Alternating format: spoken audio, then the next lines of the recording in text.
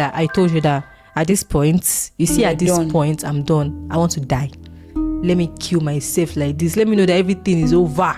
Let me die. I should go and meet my mommy. Let me go. I'm tired. Shebi, that time I called you in the middle of the night, right? Yes. I called Okiki in the middle of the night that day because that day my aunt just slapped me. Everything From just sleep. compound.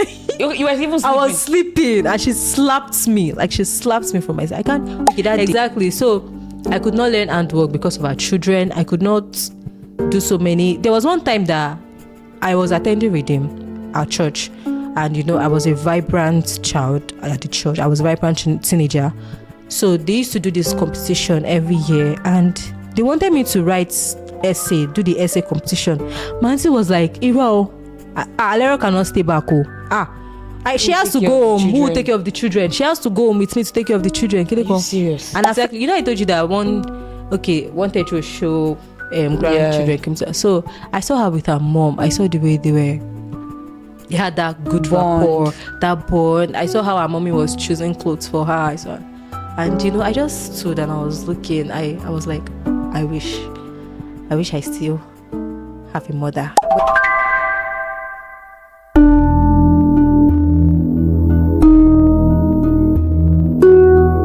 You guys, today I'm with my friend. I'm with a sister. Don't look at the camera like that.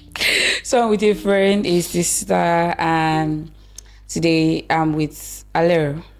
Yeah. Alero is here to talk with us about a very, very vulnerable experience she had or she went through as a child. So I'll let her introduce herself. Hi guys, my name is Alero, also known as Auntie Alero. I'm a student of the great University of Lagos. The greatest greatest gbagba. Yeah, I'm a content creator. I'm a video editor, and other days I'm a mobile videographer for a brand, a clothes brand. Yeah. Okay, so Alero here is my friend. We've been friends like from way back. And we've undergone a lot of experiences, and I'm like, okay, I want her to come on this show to talk to us about this story. So Alero lost her mom as a child, and she lost her mom through a very painful process as well. So I'll let her run us through this story. So okay. Okay. So yeah, I lost my mom when I was 9 years old. She died through child labor, and since then my life hasn't gained balance. Wait, when she means child labor, like her mom was pregnant, she wanted to give birth. She wanted to give birth. Yeah. So I would just say I think we lost her due to the lackadaisical attitude of the nurses then at the hospital. And actually as a child I wasn't really close with my mom like that. I was very close to my dad, but after losing her I started feeling the impact of having a mother. And since then that's just been me, my brother, and my dad. My brother, sorry, I said my brother. My dad remarried after I lost my mom. Like, before we get to that part, okay. Wait first. I want to ask like a few questions. Okay. So how old were you when that happened? When my mom died? Yes. Yeah, I was 9 years old. So you were 9. Yes. When your mom died. Yes. Like your brother was older than you, definitely. Yes. Yes. So how was it for you? Did you like grieve? Did you feel? Yeah, you felt like your mom died already, but you were still a child. Yes, I was a child. You probably didn't understand the concept. That time I can say that I was a child in an adult body. So I really, because my mom actually trained us to be, very smart, and we were quite exposed even at our young age. Okay. So I knew what it was to lose a parent at that age. When we were told that, okay, Alero, you lost your mom, like, how did they tell you that? It was that day. Let me go back. That day, October 26, 2013. It was on a Saturday wait, the Friday before we're supposed to attend the vigil. So my dad forced us to attend the vigil. But within me, I knew something wanted to happen. Like I had that feeling. You had that gut feeling. Yes. I had that nudge that something wanted to happen. But I wanted to stay with my mom, but my dad said, Emma lo si vigil. Emma worry about the dollar. Emma be me at kineko. So we're forced to go to the vigil. Then throughout the vigil, I wasn't myself. Then in the morning, I saw people outside the church. Like, my daddy didn't come because they called us that he was going to come and pick us, that everything is fine. Then in the morning, we didn't see our dad. We went to the hospital. They told us, oh, mommy needs to be more and all of that. We were happy. Only for us to give birth. Yes. Only for us to get back to the church. And we saw a lot of people. And my dad's friend's wife told me to go and have my birth and all of that. They even bought mults for us. But me, I knew something was wrong. I saw people. I did not see my mommy. I did not see the baby. What was going on? And, I read faces. I saw that, okay, this woman's eyes is red. This woman's eyes was red. This woman's eyes. When we came back, I saw my dad lying down. I was like, Daddy, where's my mom? He didn't say anything. Then his friend was like, Alero, please sit down. You and your brother should sit down. And then it was like, I'm so sorry. We lost your mom. It was like I don't even know how to describe how I felt then, but it was as if I wanted to run mad, because somebody that you saw yesterday and then today they are telling you that she's no more. How come? How did it happen? Like, I felt so bad. My brother cried because my brother was actually very close to my mom. Okay, and he was even more mature than you were. Yes, they were very close. At me, I cried. I really cried because it was so painful. It was very painful. If anyone had told me that you will lose your mom at age 9, I would have said it's a lie. That is not possible. But then it happened. I was thinking it would never happen to me, but then it actually happened. So, okay. So, after this experience, you lost your mom and the baby. Yes. So it was like 2 losses. Yes, 2 losses. It was you were expecting a sibling. Yes. Funniest thing is that I don't even know the gender of the child, and I'm still regretting that till today, because they didn't tell you guys. Daddy didn't tell us even the story. I don't even know. I really can't process the whole story. It did not match. Go correlate. But all I can say is that the nurses there were careless. They were careless, and they were lackadaisical about the whole thing.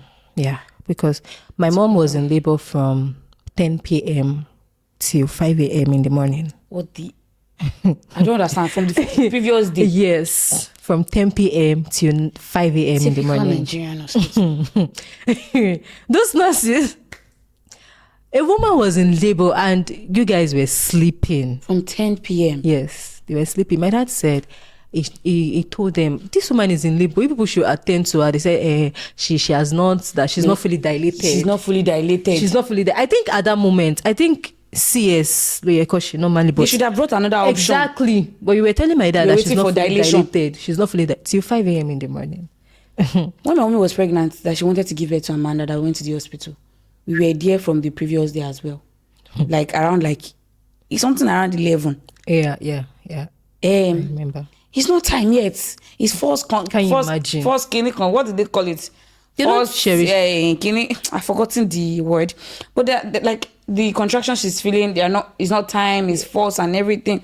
Mommy said, "I want to give birth," because this was the second time we went to the hospital. Can you imagine? It's not like she's a new mother. Exactly. She said she wants to give birth. That is to force it, or if they want to cut her open, they should. That she was already tired. They said, okay, she should lie down. They said she should lie down on her back. She said she could not turn, and they're not the one that impregnated her. She should turn by herself. Imagine? Mommy was calling me from inside the hospital, and I was crying outside. So I can actually understand the Nigerian hospital and pregnant women. It's actually very drama. Crazy. They don't cherish people's lives. It was when mommy gave birth the following morning. She was already settled. She now shared money for them in the hospital.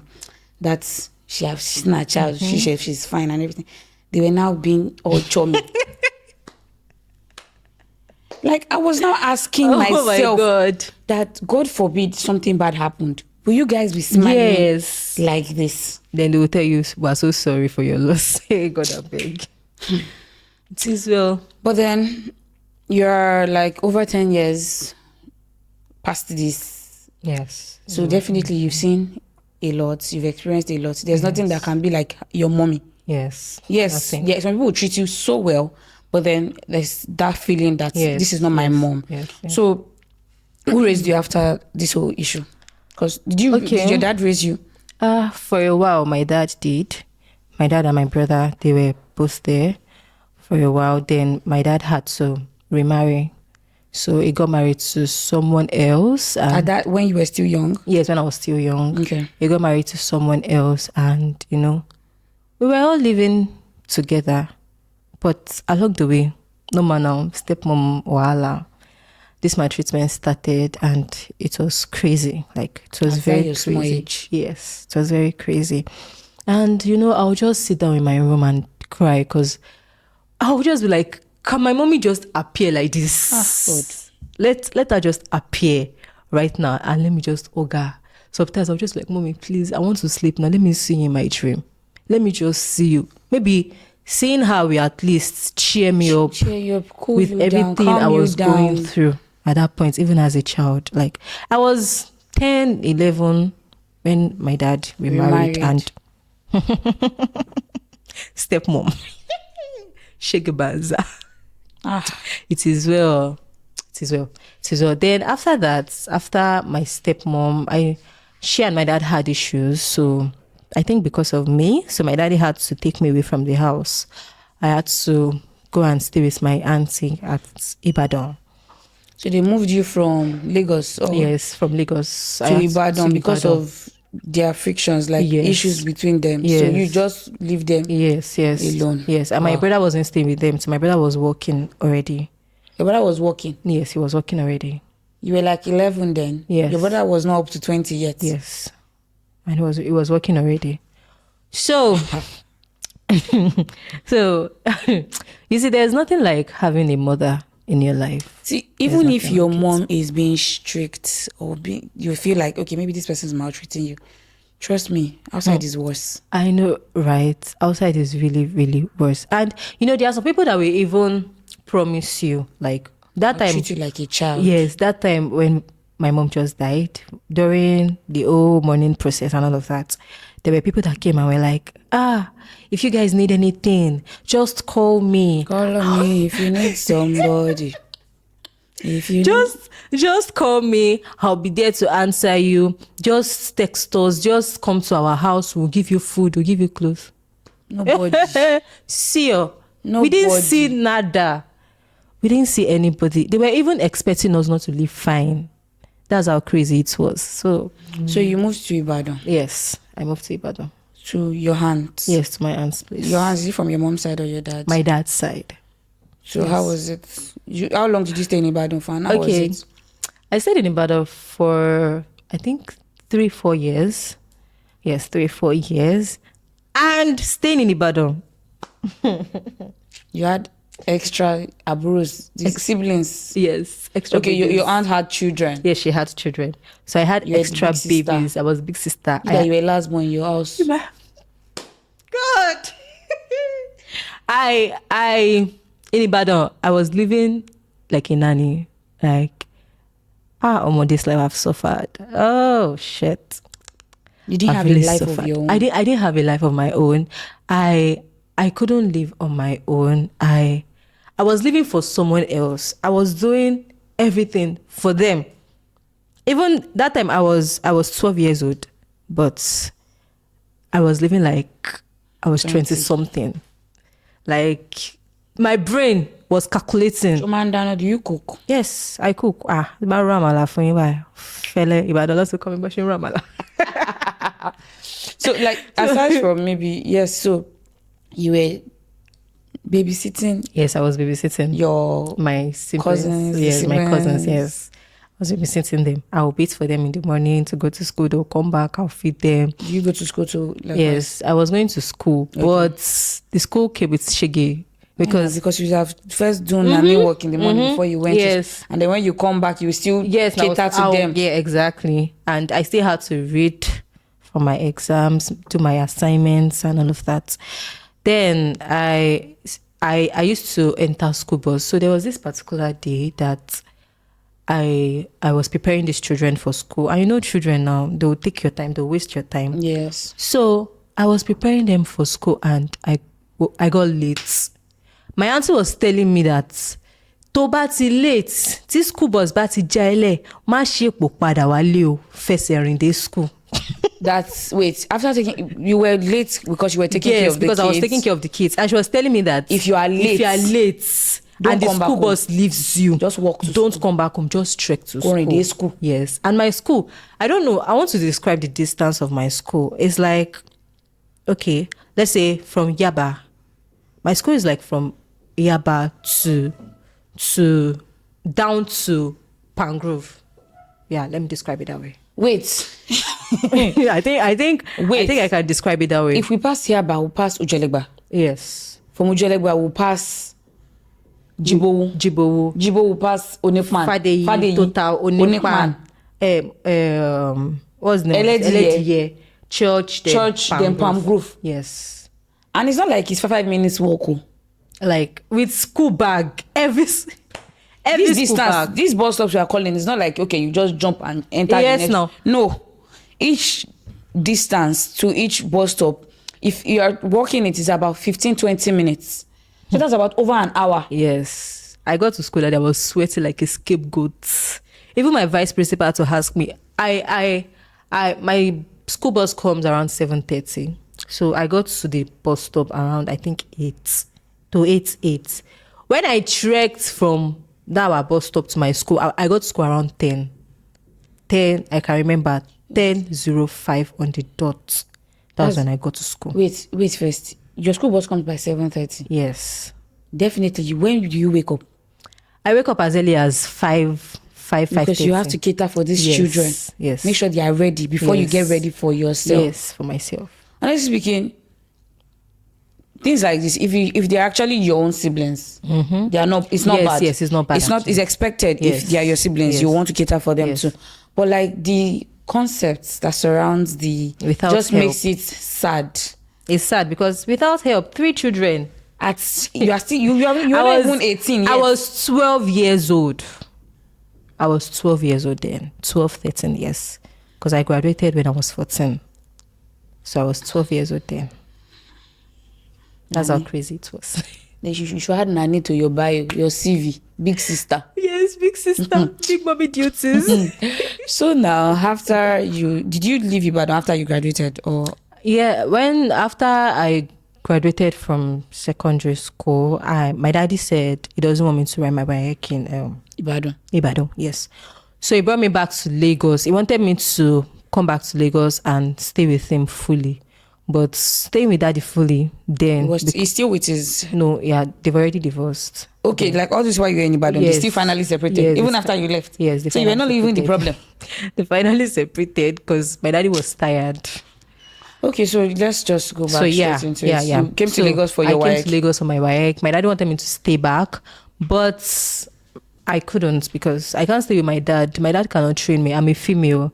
And, I might need some things and all of that I can't talk to my daddy about. But you said you grew up like you were close to your dad as a child. Yes, but along the line. You guys drifted apart. Yes, we drifted apart. So there was no bond. You didn't see that bond. That time, yes. So you just I wasn't went back so bonded to him. So I went back to Ibadan after my WAEC. Then when I go back to Ibadan... you were now mature very well. Now you could take care. And the whole thing was like... The whole situation that surrounded me staying in Ibadan, everything got worse because my aunt already had this mentality of, okay, we are back here now. You're not going anywhere again. From here, you will go to your husband's house. So, okay. Like, I fully own you now. You are mine now. That was how it was. So everything got worse, and it was tricky because at this point, because then, even when I was catering for those children, we had people staying with us. But now, there was nobody because they've all gone to their husband's houses. The sisters. Yeah, so it was just me, catering children. for the children, doing house chores, washing clothes, washing plates, cleaning their house, wait for them to come back from school, do their assignments, wash their clothes. Rinse and repeat. Exactly. So everything got worse and it was tricky. And that time, I've not told Okiki this before, but that time I had an underlying sickness that actually caused my aunts to be very harsh on me, she and her husband then, and they were like, You were ill. yes, I had an underlying sickness. I did not tell anybody about it, but my dad and my brother, they know about it. I mean, they knew about it. But my friends and every other person. And do your auntie know about the illness? Yes. Even the illness even made her so strict that she was like, kiniko. Even I was Were you going to the hospital? I did several. Were you receiving treatment? Tests. No, they were like, there's nothing they can do about it. But thank God I'm fine now. But then, besides, even in the midst of your illness, yes, in the midst of my illness, you were not even pitied. It was during that time that I told you that at this point, point, I'm done. I want to die. Let me kill myself like this. Let me know that everything is over. Let me die. I should go and meet my mommy. Let me go. I'm tired. Shebi, that time, I called you in the middle of the night, right? Yes. I called Okiki in the middle of the night that day because that day my aunt just slapped me. Everything from just sleep. compound. You were even sleeping. I was sleeping and she slapped me. Like she slapped me from my side. That day she came back from work because she works at Ondo State. So I've been the one with the children. I've been with them in the house for like 3 days. We've been together for 3 days. So I've been catering for them for that 3 days, cook and all of that. It was just me, their dad, and them at home. Their mom was not around. So when she came back that day, I was very tired because I've already overworked myself. So I just slept off. I forgot to close the door. Hey. I forgot to close the windows of the house. Oh, that's how she came. That slap from sleep. And she was like, she didn't even wake you up first, then want to punish you. Exactly. And it's something that you can actually do. Just lock the door, lock the gates, and close the windows. Even if she wanted to punish you, if she slapped you to Babelonko, at least don't let her wake you up. Exactly. Then, okay, you will serve your punishment. Yes. But you didn't do that. You slapped her and you're like, don't you know that you're supposed to close the door? You didn't lock the door, you didn't lock the gates. Hey. Go and do that now. And I was like, Shaida didn't have more than saying shaggy. You guys will say shaggy. So if you have your parents now, please, hold them so dear to your heart, though. My darling, inside all this Robodinho, have you ever said, I want this, and they bought it for you? Was it my dad or my aunt? Where you were staying? Where I was staying. No. Even that time, I had issues in school because I wasn't so good at mathematics and I was going to write WAEC. So, I needed extra lessons, but my auntie refused. Yes, she said there's no one that will stay with her children at home, so I can't get extra lessons. So, if I needed anything except from sanitary pad, clothes, they don't buy clothes for me. He's the one that they wear that they will give me that we wear. Hand me down. Yes, they'll pass it down to me. So that's how it was, Sha. That's how it was. See, honestly speaking,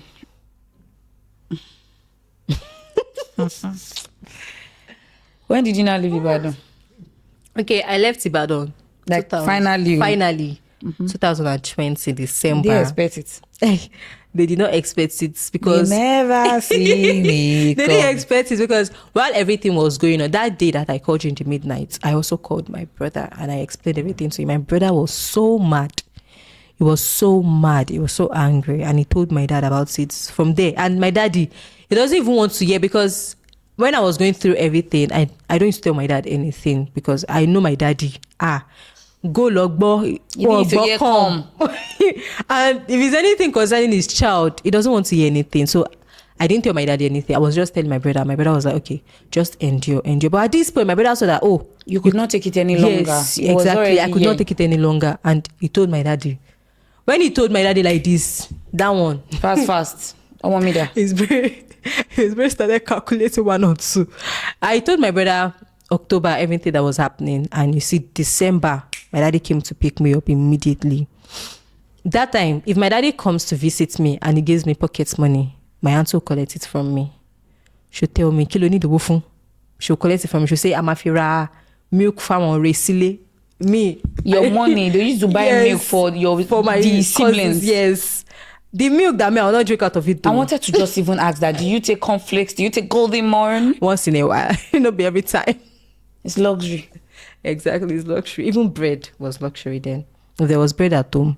But yeah, maybe one wants to eat moi on Sunday. That's the only time I used to eat bread. Me that I love bread. And so she will collect this money. She will say that she wants to use it to buy provision for her children. Me, I don't. That time, I don't used to have money with me. I was wretched. I was poor. That time, even if I'm going to school, like the leftover of yesterday, they'll give it to me. That I should take it to school the next day. Have you ever taken a bath to school before? I'm a lago. What's it below school? That question was actually a joke. I wanted you to laugh. I'm a latte for real of yesterday. I took it to school the next day. Jesus Christ. I took it to school the next day with my other food, like that one, so that I couldn't waste now. So I had to take it to school the next day. Then the food for that day, I will eat it again in school. Although, let's not lie, they actually fed me well. They were feeding me well. You were not starving? No, I was not starving. If it's that one, I was not starving. They fed me well. But you see the shege, that you see that food that you ate, you use it to work. You see that food you're eating, you use it to work. You work it. That was how it was. That was how crazy it was. So she will collect the money then, and even when I'm going to school, my mates will have 100 naira, 20 naira, 500 naira. That use me like this after that food and there's the water. There's nothing for me until you go back home. Until I go back home. So there's no money to do anything. You cannot even go out. You cannot do anything. You're just at home. I was just at home, stagnant. You see that 2020? And that's why I say rinse and repeat. It's like you're just doing the same thing over and over again. Even my daddy told her that she should take me to where I'm going to learn hairdressing that time, because I know how to make hair. And there was even time. 2020. I wasn't doing anything. She told me, no, that I should sit down at home and prepare for my post-ut CME. That after my post-ut CME, then I can say I want to go and learn handwork. Did you not prepare for your post-ut CME? Is it when I'm doing nothing that I want to prepare for post-it CME? When I'm already tired in the night. Well, I was reading. I was attending lessons. But then, even the post-it CME did not happen till... I don't even think I wrote that post-it CME. Isn't that when you came to Lagos, you started preparing for university? Yes. I don't think I wrote that post-it. I was preparing to attend Unibadan then. Yes, now. Yes. So that time, I did one post-it CME before. So the second one, I was prepared. Okay, I wrote it. I wrote that post-it CME. But it was remaining like 4 marks for me. So you couldn't go to UI? Yes, I couldn't go to UI. And our husband was a lecturer in UI. So we spoke to our husband. There was not even nepotism for you. He said, no, you cannot be begging any lecturer on my behalf. That was what he said. Straight up. Bless God for current situations. Exactly. So I could not learn handwork because of our children. I could not do so many. There was one time that I was attending reading at church. And, I was a vibrant child at the church. I was a vibrant teenager. So they used to do this competition every year. And they wanted me to write do the essay competition. My auntie was like, Alero cannot stay back. She has to go home. Who will take care of the children? She has to go home with me to take care of the children. Are you serious? And her friend has to tell her directly to her face that say Alero basin, because what if Alero is not here? Won't you take care of your children? Alero, oh yeah. Is it that she was doing a job that she didn't have time, or what? She had time now. She's a teacher. So she even had maybe breaks all the days when the kids... She goes to work 3 times a week. Yes. I was even thinking maybe she was always occupied with work. When she goes to work on Monday, she comes back on Wednesday. Then Thursday to Sunday she's at home. She has time. Yes. But even at that, Alero is the scapegoat. Alero love Fishepa. So you came back to Lagos. When you came back to Lagos, did you stay with your dad? Yeah, when I came back to Lagos, I didn't stay with my dad. I was staying with my brother. Okay, your brother had this place already then. Yes, he already had an apartment, so I was staying with my brother when I came back to Lagos. And everything was beginning to look good when I came back to Lagos. Mm-hmm. Because I was staying... Your brother was staying at that Shomolu? Yes, that place I came to see you? Yes. Mm-hmm. So everything was looking good then. I was staying with my brother. We're managing, taking care of ourselves. And honestly, if anyone had told me that I'll be here today, like where you are, how you are glowing, exactly. how you are. Oh, Rebecca, you see a chick. Man, wine me now. I suffer hosting. You come on, wine me now. If anybody had told me that Alero would be like this today, I would have said is a lie. Even though Kiki knows, Alero. It is well. Honestly speaking, it's one thing to have somebody that like it's one thing to be somebody that hears the story, but it's one thing to be the person that actually is in the story. Yes. You don't know how the person went through what they went through, because what do you mean? I'm catering to only one girl from afar. I am tired. You want to choke?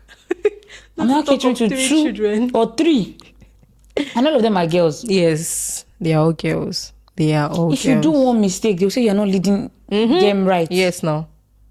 At that time, they even used to compare me to them. There was one time that at my tutorial, my daddy was not doing so well then. So at my tutorial, my lesson fee already expired. So I called my daddy that, okay, I need money to pay my lesson fee. Then he called my auntie. I was like, money go buy me, baby. I told you to help me talk to these people now.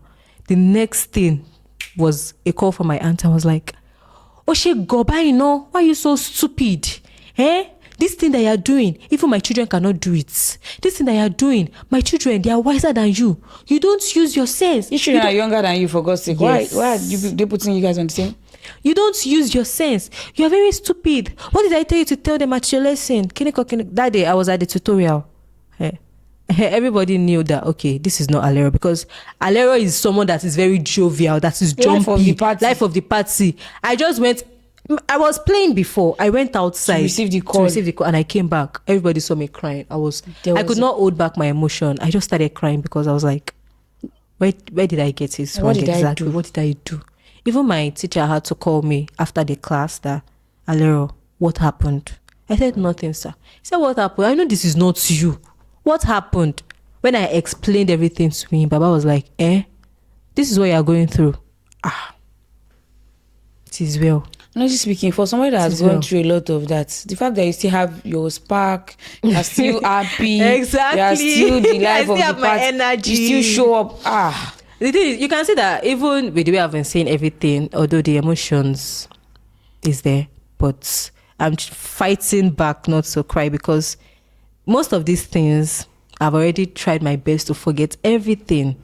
Because I've put them behind me, because if I don't, I won't move forward. Exactly. I won't move forward. So I've tried my best to put them behind me. I know I've forgotten most of it already. In a better place now. Something like that. But I never reached we're not there yet. We're not there yet. Yes. You're in a better place. Yes. If you look now. If I look at now and that time, actually, I'm in a better place. I mean, even themselves, if they see me now, the last time I went there, because I went to greet them, the last time I went there, they knew that, okay, they can't even use this is not the what they were doing anymore. Then they call if you look. Exactly, because when she was telling me this girl, like the first child is already grown, at least I think she's 12 now or 11. You are now telling me to come and wash plates when this child is there. I said, what happened to her? What happened to her hand? Go and wash it, my darling. Wash it. What are you talking to? You don't need to face the mom. Exactly. To the kitchen. Go and wash it straight. Don't even do that with me. I told her, I said, I will. She will not be looking at you like... Exactly. She said she cannot talk again. She cannot say anything again. If you were still there now, you will not even have this spark. You would be living like... I would be so depressed, because that time, even my face was depressed. I was depressed. My face was... every part of my body was depressed. I was suffering original depression. Well. So now that you've gone through Shege, you've gone through fire and brimstone. Whenever you think of your mom, how do you think of her now?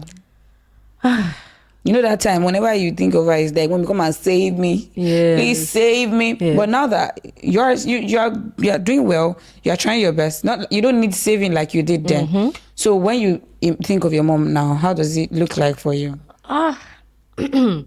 When I think of my mom now, funniest thing is, I'm so sorry, but I can't remember the last time I think about her. I thought about her with so much emotions. Now, when I think about her, it's just, Folashade, Onrenrio. That's we even did, That's we just how even I done feel 10 now. years remembrance now. That yes, we did no. party. I think she'll be 12 years this year. We did 13. party on We 10 did years. party. 20 years again, we'll do another party. By God's grace. But yeah, it's been a long time. Yes, it's been a long time. So when I think about her now, it's just, although I cry once in a while when I remember, because when you see people that have mothers and yes, you try exactly. to imagine. Exactly. You know, I told you that wanted to show grandchildren came to, so I saw her with her mom. I saw the way they had that good Bond. rapport, that bond. I saw how her mommy was choosing clothes for her. I saw, and you know, I just stood and I was looking. I was like, I wish I still have a mother. But then If you go to markets now, nobody's choosing clothes for you. nobody's choosing clothes for Choose me. your I clothes choose it by myself. yourself. Ogbami nìyẹn. Sarah Honestly, for my you know the head. things that you call mommy, and you sometimes I'll see some posts. They'll be like, hey, they go to the market and they hear this price. They first call mommy. They said that should I pay for it? Mommy. And there's nobody anywhere to call. There's nobody to I call call. myself. You I call have to train yourself. The Yes, things that yes. your mom should have actually put you through. Yes. You had to do it yourself Yes. and everything. Even when as a child, because I started menstruating early, when I started menstruating, nobody knew. I figured it out myself. By yourself. Yes, I figured it out There was myself. no even big sister to say, yeah, do it this way. I had a stepmom then. I did not want to tell her because I know how she will react, what she will say, because She can tell you that you're already doing bad things. exactly. The way they will just... Even when because every time I go to school in the morning, she will always check my bag. So that day, I had a pad in my bag. My stepmom checked my bag. She saw a pad in my bag. And she was like, Kilo fishy, what are you using it to do? And I said, I've started menstruating. And she was like, You started menstruating. You're lying. Kiniko. I was like, I'm not lying. I'm Do you serious. want to use the pad to eat bread? Exactly. I'm serious. I'm not lying. And she said, how many days? I told her that, okay, because that time it was irregular. It started as 8 days, then 7 days, then 5 days, and 3 days later, 2 days. Then one time it will come 1 month, to not come another month. So I explained to her, she was like, I'm lying. That is a lie. The minimum is 3 days. That 8 days is a lie. I'm lying. Kiniko. And do you want to eat And I was pad? like, in my mind, I was like, that's the reason I never wanted to tell you in the first place. I figured it out myself. You know about it now. So what do you want to do? I don't understand. Minimum is 8 days. And the blood, if you give you 3 days pad, Exactly. the remaining blood, what should you do with I'll it? go and look for tissue paper. I'll buy 100 naira tissue paper and use See, it as well. bless God.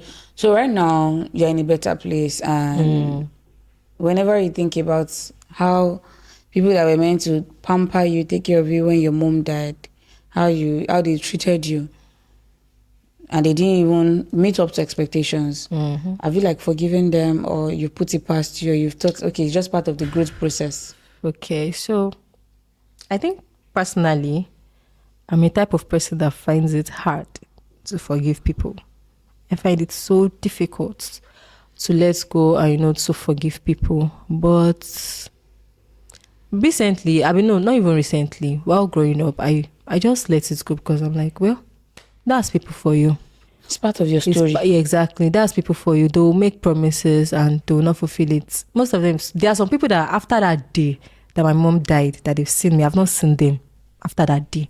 And they were part of those that said, hey, Deba need anything, if you need anything, call us, kiniko. I've not seen them since that time. So I've just let it go. I've left them to it and I've forgiven them. It's now behind me. So I don't need it for anything again. It's part of your story. Exactly. It's part of my story. So now that you're in your 20s, you're already mothering yourself basically. How do you see yourself? You can actually mother a child presently. Actually, I can. You know how well you know the things you lacked, and if you were to have yours, you know how to actually treat them and train them right. Because I saw a story. So these kids, they it was online, so they went through hell growing up. They didn't even lose their mom, but they couldn't live with their mom because of financial family problems. So they were scattered in different family members' house, and they were treated badly, very badly. And when eventually they were able to sort it out, they started living with their parents. They're in better places now. Some of them are not even in the country. So their mom was like, she's lonely, she wants company and everything. Their mom brings in a child. Okay. And the mom starts maltreating the child. The child is just 8. Wow. The mom says the child cannot sweep, she cannot take care, she can't clean up after herself, she can't do this, she can't do that.